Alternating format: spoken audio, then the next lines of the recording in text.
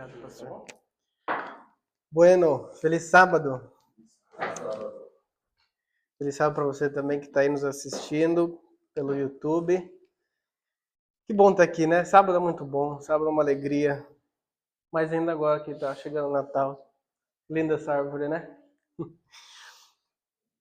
É a primeira vez, realmente, pastor, é a primeira vez que eu vou passar a palavra aqui. É uma benção, viu? Queria perguntar para vocês, quantos de vocês gostam de tomar sopa? Mas ainda com esse climinha é bom, né? Sopa não é janta. Sopa na janta, diria uma. Sopa na janta. Diga isso para nossas mães. Eu, pessoalmente, eu gosto muito de sopa, sabe? Desde criança a gente toma sopa de feijão, sopa de legumes, sopa de cabotiá, sopa de mandioca, o que você imaginar. Mas a mais cobiçada era aquela lá, tal de agnoline, vocês conhecem? Capelete, para alguns. Opa! Quando eu era criança não, até hoje.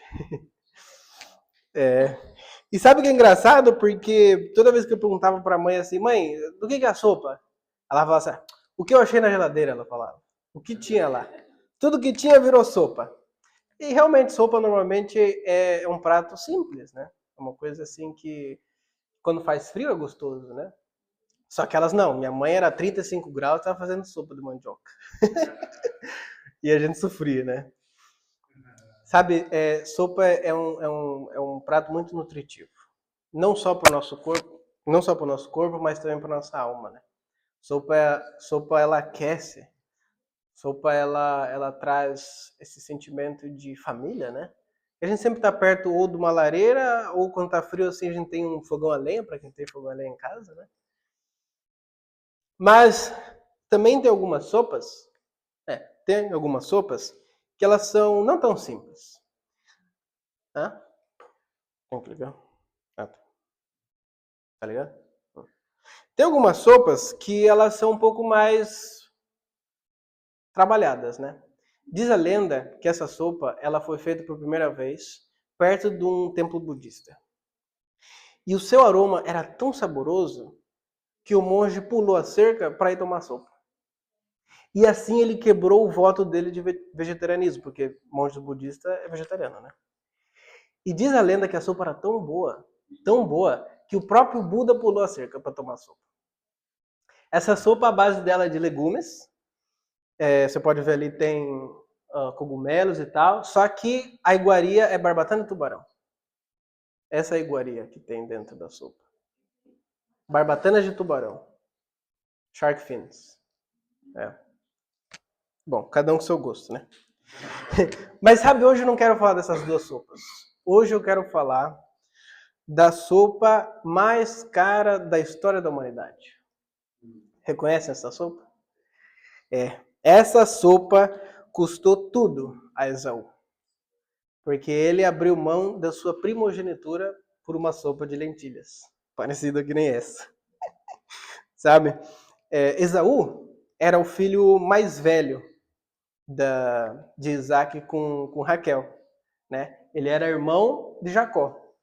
Só que é interessante, porque desde que eles eram criança, desde que eles estavam no ventre da mãe, eles já brigavam. Tinha aquela luta, né? E foi ali que os pais receberam a promessa de que o mais velho ia servir o mais novo. Tanto que um saiu segurando aqui no calcanhar do outro. Só que quando eles cresceram, Esaú... a gente vai falar sobre a bênção, né? A gente vai dividir nosso culto em algumas partes. E eu gostaria que a gente lesse em Gênesis 25 e 27, para a gente entender o que aconteceu com eles. Mas antes, vamos orar. Querido Jesus, eu quero te agradecer porque o Senhor é bom conosco e porque o Senhor nos deu a bênção de estar aqui hoje. Obrigado pelo seu santo sábado, obrigado porque podemos ter comunhão entre amigos e família e ouvir a sua palavra. Nesse momento eu peço que o Senhor derrame o seu Espírito Santo sobre nós e que eu me cale e seja o Senhor quem fale através de mim. Em nome de Jesus, amém. Bom, Gênesis 25, 27. Cresceram os meninos e Esaú tornou-se perito caçador, homem do campo. Jacó, porém, era homem pacato e morava em tendas. Existia uma grande diferença entre um irmão e o outro. Porque Esaú era esse homem aventureiro, sabe? Era esse homem apaixonado, esse homem que tinha essa vigorosidade, né? E ele virou um caçador. Era um cara até turbulento, impulsivo. Já o seu irmão, Jacó, seu irmão era pacato. Ficava em casa, cuidava das ovelhas, era gentil, era paciente, né? E existe uma grande distinção aqui, porque o pai gostava muito mais do caçador. Ele caçava, fazia pratos bons, ele se saboreava nas refeições que o pai, né? E o outro não, o outro, a mãe dele gostava mais dele. Ele era gentil, a mãe gosta do filhinho amoroso, né? Sabe, um certo dia, quando Esaú estava voltando da caça, já quase desmaiando ali, ele viu seu irmão preparando uma sopa de lentilhas. Aí ele chega assim, me dá um prato para eu comer. Astuto, seu irmão, lembrando da promessa que foi feita à sua mãe, ele falou assim, beleza, mas vende-me a sua primogenitura. Não vês que estou morrendo? Do que me servirá essa primogenitura? Aí ele insiste, ele fala assim, calma, jura primeiro, aí eu te dou a comida. Aí ele fala, beleza, jurou e comeu. A gente sempre fala sobre essa primogenitura, mas ali as coisas acontecem tão rápido que a gente não para perceber o que era o que ele vendeu, né? E eu gostaria de explicar um pouco o que significava ser primogenitura antes. O primogênito da família, o filho mais velho, ele tinha direito às riquezas da família, ele era o cabeça da família, e ele tinha uma vida social, ele representaria o pai, ele representaria o nome, o sobrenome da família. Só que não era só bens materiais, ele também tinha um dever espiritual. Ele tinha que ser o sacerdote da família, ele tinha que ser o pastor da família, cuidar ali da vida espiritual da família também. Só que a gente vê que Esaú não estava muito interessado com essa parte, né? Quando a gente percebe que Esaú, a gente pode falar assim, nossa, coitadinho. Ele teve que abrir mão da sua primogenitura para não morrer de fome, certo? Errado. Ele vendeu, ele não tinha interesse nela.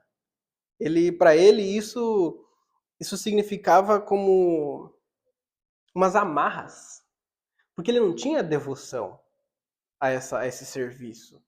Ele não tinha essa vontade de ser uma pessoa religiosa. Isso a gente lê em Patriarcas e Profetas. Ellen White escreve sobre isso, né? Olhamos juntos aqui.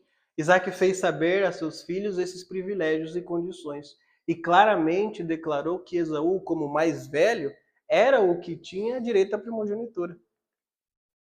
Esaú, porém, ele não tinha esse amor, né? E esses requisitos que acompanhavam a primogenitura espiritual era para ele uma restrição. Ele se sentia escravo, ele achou que isso aí não é o que eu quero. Eu quero viver minha vida, eu quero caçar, eu quero ter minha vida libertina, porque ele tinha uma vida libertina, né?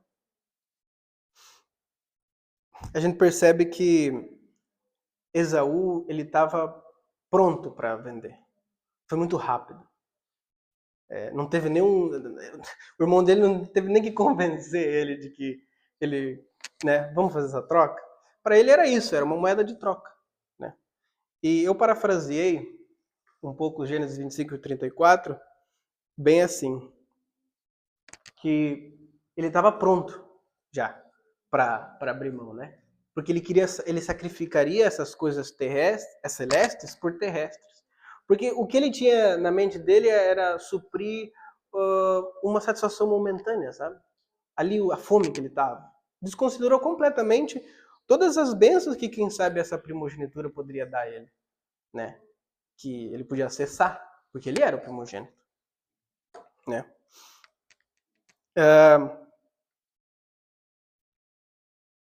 Sabe, era costume naquela época que o pai, como patriarca, ele abençoasse o filho mais velho, né? Chegaria um momento da vida do pai que ele iria abençoar esse filho mais velho de uma maneira bem pública. Ele ia chamar os amigos, os parentes, a cidade toda, se pudesse, dependendo do poder aquisitivo da pessoa. E eles seriam um banquete juntos. E naquele momento eles iam comer, beber junto, festar, e aí ele falava a benção, né? Mas é interessante que as coisas aqui elas estavam acontecendo de uma maneira meio diferente. Porque Isaac chama o filho dele, mais velho, a sós. Para quem lembra da história, para quem não lembra, eu vou parafrasear ela. É bem longa. Ele chama o filho e diz assim: meu filho, vá lá, casse, prepare um manjar para mim, eu vou comer e vou te abençoar. Isso ele estava no leito, ele estava na cama dele. Ele não falou, vamos fazer uma festa, vamos chamar os seus irmãos, seu irmão, sua mãe, todo mundo. Não. Porém, a gente lembra que ele não era o único Isaac com interesses em toda essa tramóia. A mãe, Rebeca, também tinha interesses. E ela ouviu isso. Ela ouviu e ela chamou o filho mais velho e diz a ele, escuta aqui, vai lá nos rebanhos, pega 2 cabritos dos melhores e eu vou preparar uma coisa para você. E daí você vai entregar para seu pai e você vai receber a benção. E para fazer da sua artimanha muito mais convincente, que ele não tinha pelos, né? Jacó não tinha pelos. Então ela pegou a pele do cabrito e colocou no pescoço, nas mãos, e ainda, por sinal, ele veste a roupa do seu irmão. Mas vamos acompanhar aqui na Bíblia a continuação desse drama. A gente vai ler Gênesis 27. Gênesis 27, 17 ao 27.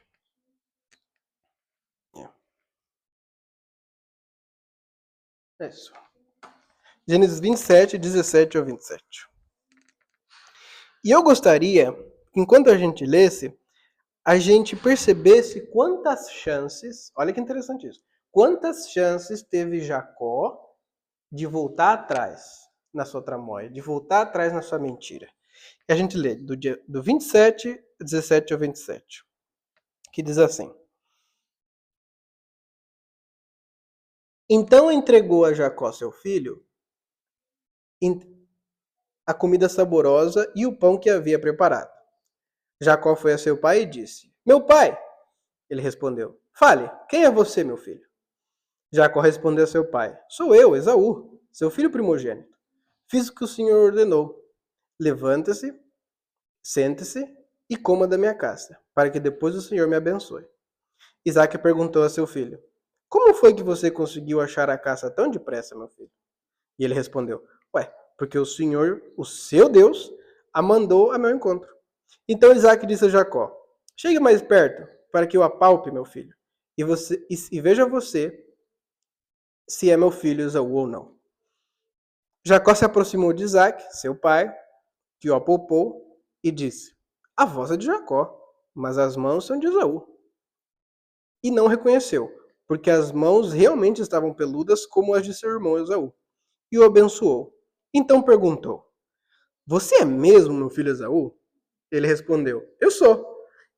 Então disse: Traga isso para perto de mim, para que eu coma da caça do meu filho e a abençoe. Jacó a levou até ele e o pai comeu. Trouxe-lhe também vinho e ele bebeu. Então Isaque, seu pai, lhe disse: Venha cá e me dê um beijo, meu filho. Ele se aproximou e o beijou. Então o pai aspirou o cheiro da roupa dele e abençoou. Vocês contaram? Quem dá mais? Quantas chances ele teve? Pelo menos 3. Pelo menos 3. Um pouquinho mais. Quantas você cortou? Quantas? Nossa, mais do que eu contei.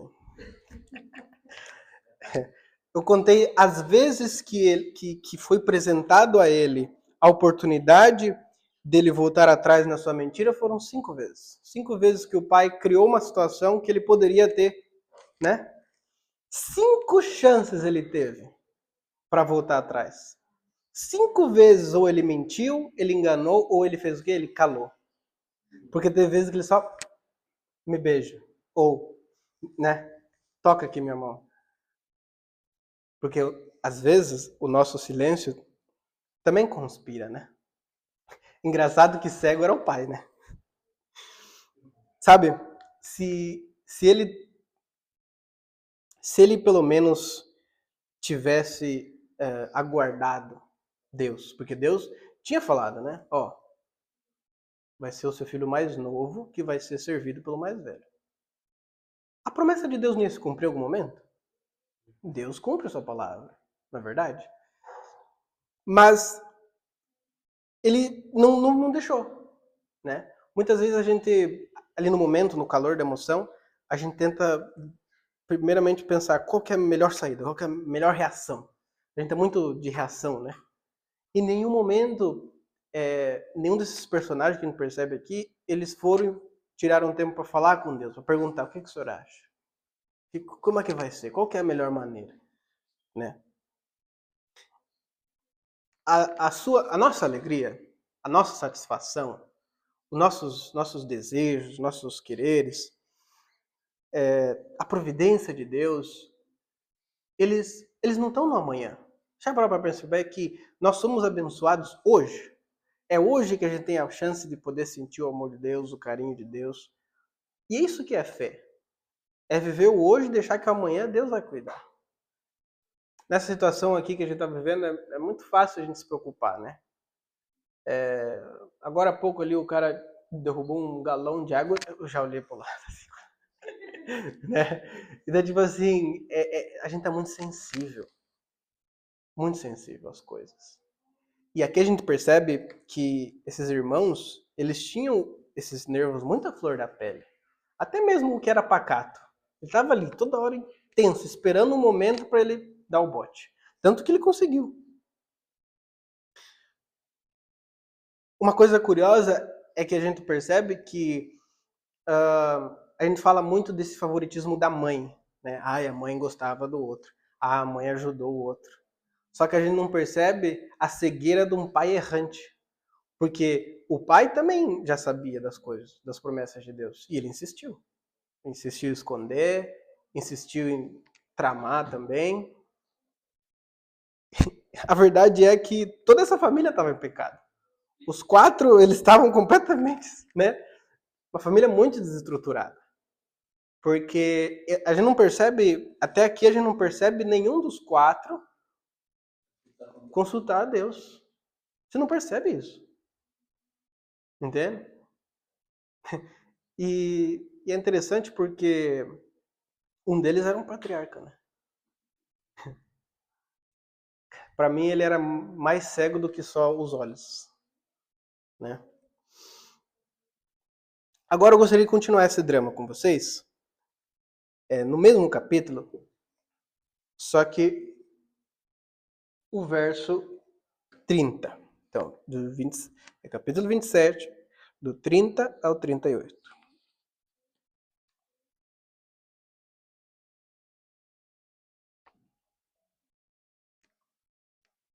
Pode abrir sua Bíblia no celular, física, tanto faz. Então, lemos juntos.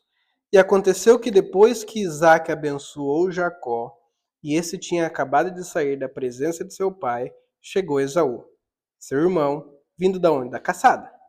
Ele também fez uma comida saborosa e a levou a seu pai e lhe disse: Levanta-se, meu pai, e coma da caça do seu filho para que o Senhor me abençoe.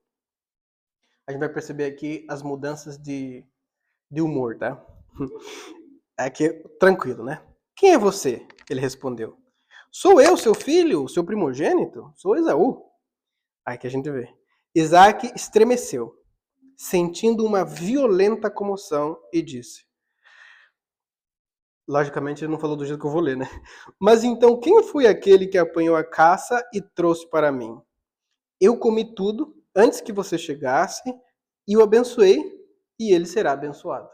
Imagina o desespero, ele era cego, ele tinha sido enganado e aqui a Bíblia relata que ele estava estremecido. Então assim, tranquilo do jeito que a gente lê, ele não estava. Ao ouvir tais palavras de seu pai, Esaú deu um grito cheio de amargura e disse, lembrando que a gente está falando aqui de um rapaz, um homem vigoroso, um homem cheio de ímpeto, né? Apaixonado pela vida. Imagina como foi esse grito de amargura dele. Ele fala, abençoe também a mim, meu pai. Mas Isaac respondeu, seu irmão veio e com astúcia tomou a bênção que era sua. Esaú disse, não é com razão que ele se chama Jacó? Pois já 2 vezes me enganou. Tirou-me o direito de primogenitura e agora tomou a benção que era minha. E perguntou então, o Senhor não reservou nenhuma bênção para mim? Isaac respondeu a Esaú, eis que o constituí Senhor sobre você e fiz com que todos os parentes sejam servos dele, de trigo e de vinho o supri. Assim, o que posso fazer por você, meu filho? E Esaú disse a seu pai, será que o Senhor, meu pai, tem somente uma benção? Abençoe também a mim, meu pai. E levantou Esaú a voz e chorou. De tanta vigorosidade para um choro. Ali ele percebeu que já era. Não tinha mais o que fazer, né? Sabe, aqui nesse momento a gente consegue ver que Esaú sentiu a consequência de ter negado a sua primogenitura. Não só negado, mas desprezado, né? Ele vendeu. Me dá aí a comida que eu tô com fome, eu vou morrer, né? E é interessante porque toda essa sua natureza apaixonada, toda essa sua natureza impulsiva, despertou o que? A sua dor. Então para ele tudo era muito intenso, até mesmo a sua dor. Essa raiva é muito legal porque essa raiva, ela não vinha de arrependimento. A sua raiva era ali uma vontade absurda de recuperar aquilo que ele percebeu que eu estava ali quase que perdido, né? Já estava perdido, mas na cabecinha dele ainda ele conseguia recuperar. E é interessante porque a Bíblia, em Hebreus, fala sobre isso. Hebreus 12, capítulo 12, 16 e 17, fala sobre Esaú. E diz assim, se vocês quiserem, está aqui, ó. Mas se quiser buscar na Bíblia também, é Hebreus 12, 16 a 17.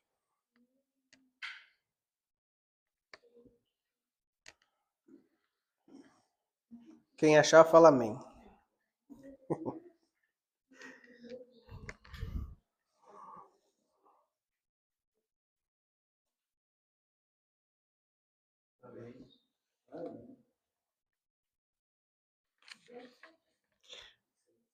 A 17. Então, lemos juntos. E ninguém seja devasso ou profano como Esaú, que por uma refeição vendeu o seu direito de primogenitura. Porque bem sabeis que, querendo ele ainda depois herdar a bênção, foi rejeitado, porque não achou lugar de arrependimento, ainda que com lágrimas o buscou. Uau! Sabe que enquanto eu estava pregando para mim mesmo isso daqui, porque para mim, uau! Eu percebi esta frase aqui, ó. Por lentilhas a vendestes, por um manjar a tentar se recuperar.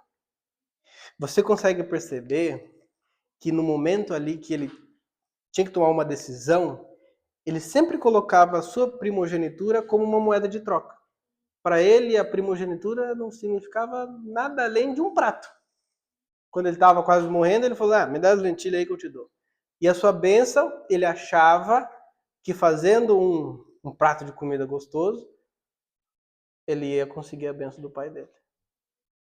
Então, a gente percebe nas atitudes dele que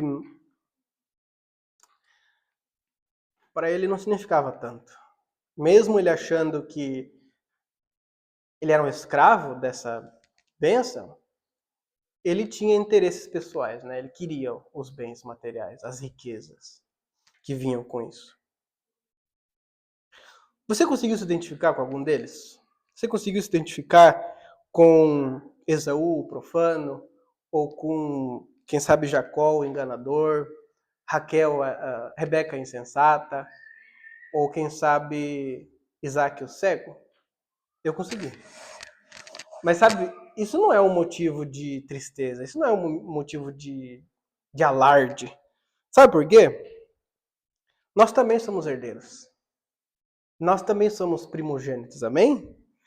E nosso Pai, ele pagou um preço altíssimo por nós, para que nós tenhamos a vida eterna, o direito da vida eterna. Esse direito, ele vem com essa regalia, né? Ele vem com essa bênção de você dizer, olha, eu sou filho do Pai e eu tenho direitos. E eu gostaria de que a gente lesse juntos a última parte desse sermão, desse estudo, sabe? Que é a salvação. A gente percebeu a bênção, a gente percebeu a luta para a bênção, né? Para conseguir essa bênção, e a gente também percebeu a perda que aconteceu, né? Quando ele percebeu que ele perdeu. E poderia terminar aí, né? Poderia acabar ali. Mas graças a Deus, ele nos amou tanto e nós temos direito à opção de sermos salvos. Romanos 8, 16, 17 fala sobre isso. Romanos 8, 16, 17.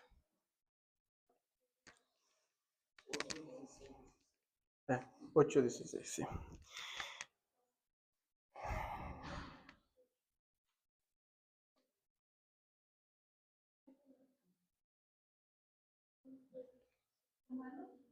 Romanos 8, aqui ó, tá na tela. Romanos 8, 16 a 17. Muito bem. Então lemos, que diz o seguinte: o próprio Espírito testifica com o nosso Espírito que somos filhos de quem? De Deus. E se somos filhos, então somos o quê? Herdeiros. Herdeiros de Deus e co-herdeiros com Cristo. E se de fato participamos dos seus sofrimentos, participamos também para que participemos de sua glória. Sabe o que é interessante? Que quando aqui fala em participar do sofrimento, eu penso o seguinte: qual que foi o maior sofrimento de Jesus? Ali quando ele foi crucificado. Se da mesma maneira nós nos crucificarmos e morrermos por esse nosso eu errante, porque nós somos errantes, não é? Nós teremos direito a também a sua glória. Porque após Jesus morrer, ele ressuscitou. Não é verdade? Então, ao mesmo tempo que nós temos esse ter que passar por essa situação de sofrimento, de abrir mão, nós também podemos receber a glória em Jesus Cristo. E essa é a parte boa, né? Essa é a parte de dizer assim, ó, esses são os meus direitos. Mas nós também temos deveres, como bons filhos, né? Porque nossos pais sabem o que é melhor para nós. Então, vem Jesus e fala sobre os nossos deveres.